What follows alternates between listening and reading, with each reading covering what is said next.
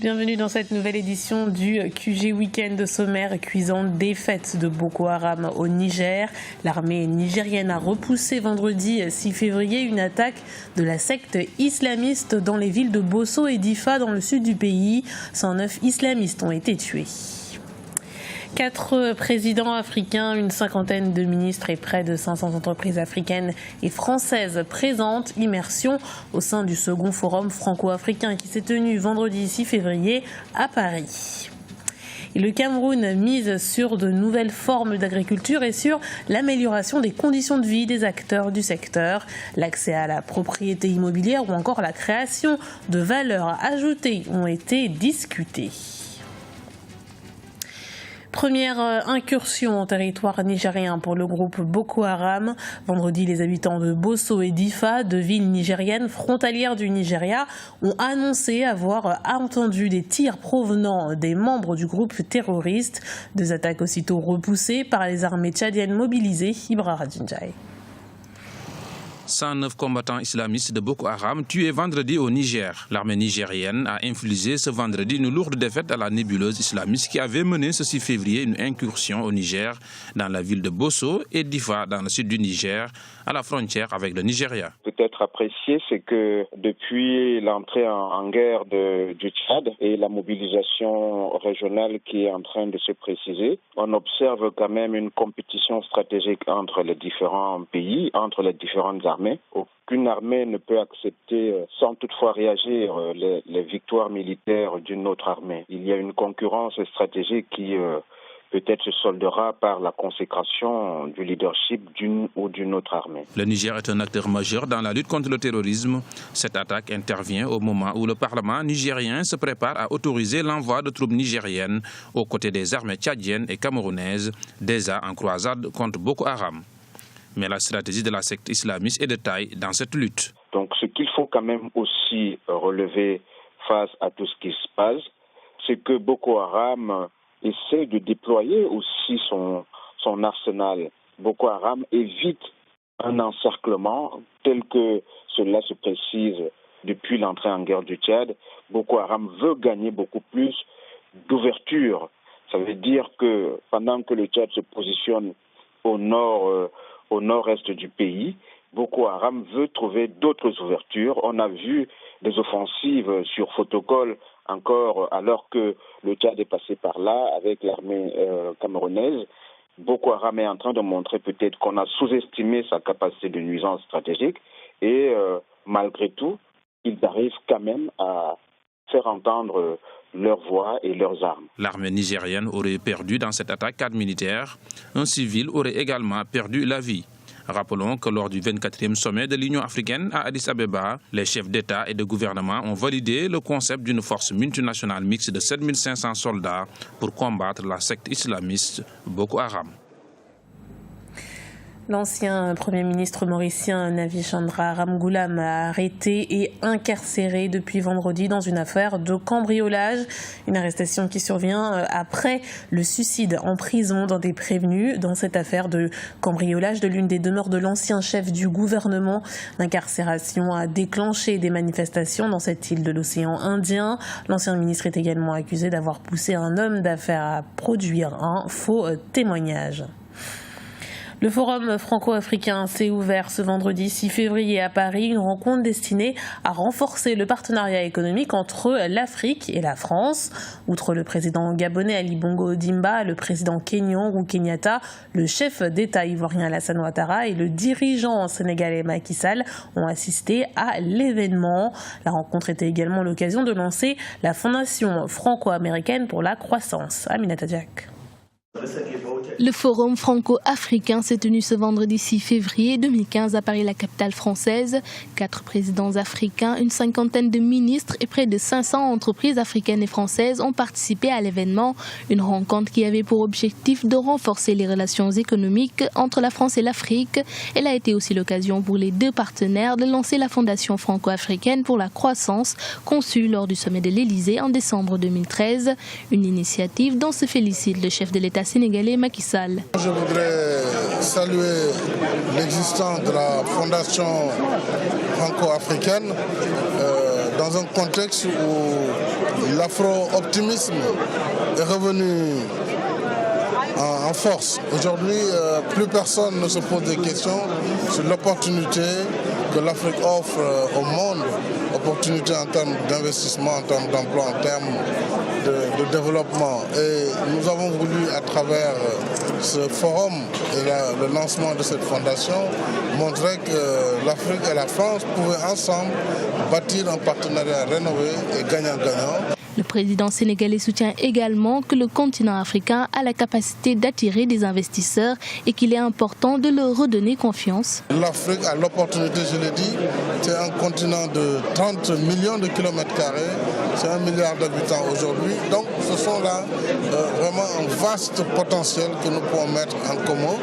Il y a aussi la nécessité d'adapter les outils de la coopération, de rénover les marchés des capitaux et de réduire cette mauvaise perception du risque en Afrique qui en réalité ne correspond pas à la réalité du continent. Donc je pense que le fait de vouloir rénover ce partenariat nous permettra d'aller de l'avant. L'activité économique française a ralenti en Afrique ces dernières années. Depuis 2000, les parts de marché de la France ont chuté de 10,1% à 4,7% en 2011, particulièrement dans les pays francophones comme le Cameroun, où ils sont passés de 36 à 14%, ou la Côte d'Ivoire de 31 à 13%. Au Cameroun, à côté des grandes et moyennes exploitations agricoles, la notion d'agriculture de seconde génération intègre aussi les petites exploitations dites familiales. Ces dernières, plus nombreuses, assurent l'essentiel de la production agricole nationale. Dans un avenir proche, grâce aux idées issues des concertations organisées par les pouvoirs publics et leurs partenaires, elles connaîtront de profondes mutations qualitatives et quantitatives. Reportage de notre correspondant Narcisse Doumbé. L'agriculture familiale au cœur de la politique agricole du gouvernement camerounais. Afin d'en faire un élément central de l'agriculture de seconde génération, de nombreuses réflexions sont menées. Parmi les résolutions les mieux partagées de ces échanges, l'accès à la propriété foncière, l'amélioration de la productivité ou encore la création de la valeur ajoutée. Allez dans n'importe quelle boutique à Yaoundé. Qu'est-ce que vous voyez dedans? Made in Cameroun, ça n'existe pas. Nous devons créer du Made in Cameroun. Et le Made in Cameroun viendra d'abord du secteur agricole. Purée de tomates, en boîte, en sachet, Made in Cameroun. Jus de fruits, Made in Cameroun. Pour les producteurs, la question des financements adaptés à la réalité du terrain est l'une de leurs principales priorités. Aujourd'hui, on n'a pas de financement adapté pour permettre vraiment de développer notre agriculture. Nous avons des financements de campagne, des financements à court terme. Nous n'avons pas de financement à moyen et à long terme qui nous permettront vraiment de rentabiliser les équipements. Par exemple, si on les achète, on ne peut pas rembourser en un an. L'agriculture familiale concerne environ 60% de la population active camerounaise. Sa contribution à la production nationale agricole du pays est estimée à plus de 80%. Rencontre avec Adjaratou Ouedraogo, une artiste peintre burkinabé. Après plus d'une décennie de tournées en Europe et en Afrique, elle est de retour dans son pays natal pour ses expositions. Des œuvres qui s'inspirent du quotidien des populations et traitent de différents thèmes comme la liberté d'expression ou le travail des enfants. Reportage de notre correspondant Wenjam Valentin Compaoré. Le vécu quotidien des populations, notamment leurs peines et leurs joies. Voici entre autres les sources d'inspiration d'Adjaratou Ouedraogo, artiste peintre burkinabé. Depuis plus d'une dizaine d'années, elle matérialise ses émotions sur ses tableaux. Ces dernières créations, une quarantaine font l'objet d'une exposition au Centre culturel français autour du thème circonférence de l'intime. Le tableau que je viens de peindre représente le cri d'un enfant. Un enfant face à l'injustice de la société et cet enfant crie parce qu'il a besoin d'aide, il demande au secours. Je peins beaucoup les enfants et la femme qui souffre, la situation de l'enfant. Bon, c'est des thèmes qui me touchent beaucoup. Donc, sur mes toiles, je représente toujours l'enfant. Oui, parce que Je suis femme parce que j'ai été un enfant qui a souffert en son enfance. Donc, c'est des choses qui restent et j'ai toujours envie de partager. Après avoir participé à des expositions collectives au Burkina et en Europe, elle a fait le choix de conquérir un marché local en pleine expansion. Et pour les visiteurs, ses œuvres se laissent découvrir. De nos jours, la liberté d'expression est beaucoup. On parle beaucoup de la liberté d'expression, donc je peux dire que ce tableau est en quelque sorte parle un peu de l'actualité de nos jours. Je trouve que c'est très intéressant parce qu'elle mélange en fait des moments de la vie qui étaient très durs et des moments, avec des couleurs qui sont très vives et très heureuses. Donc, je trouve qu'en fait ces tableaux sont très intéressants et la manière dont elle les fait aussi, les différentes couleurs qu'elle utilise, et aussi elle dit qu'elle parle de sa vie dans les tableaux, de ses expériences, et je trouve que c'est intéressant qu'elle combine tout ensemble et qu'elle s'exprime par ces tableaux. Adjaratou Ouedraogo, qui s'essaie en film d'animation et pratique la sculpture sur granit, voit l'art comme un levier de développement du continent.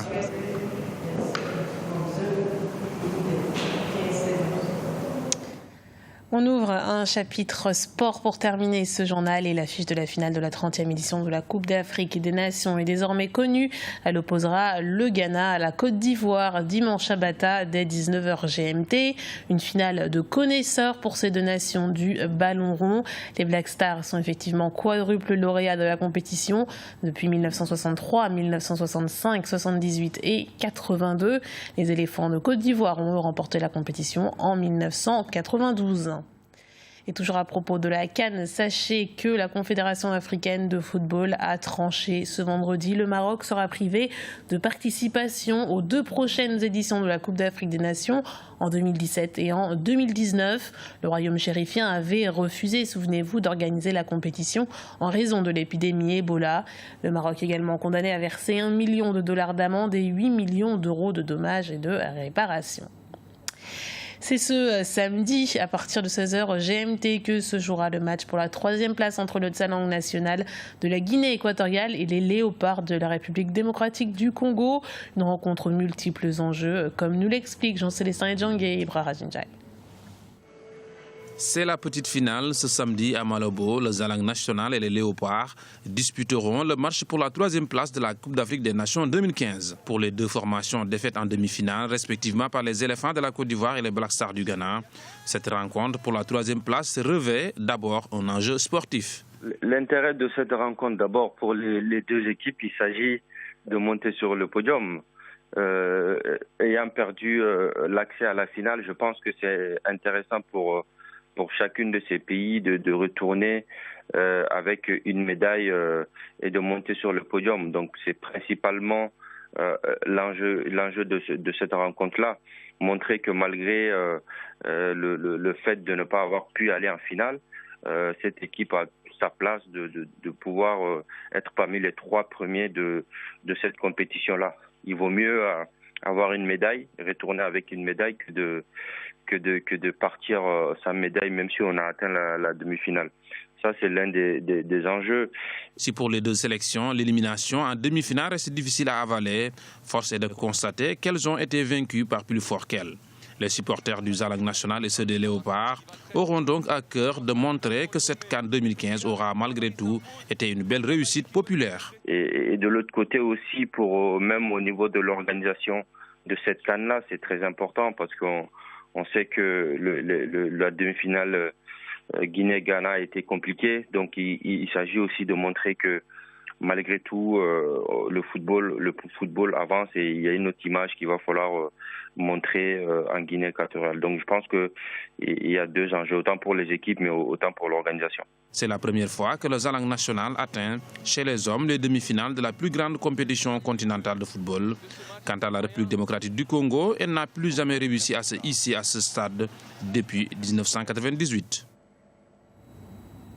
C'était le journal de la rédaction. Merci de l'avoir suivi. Retrouvez dans un instant une nouvelle édition du QG Week-end sur Africa 24.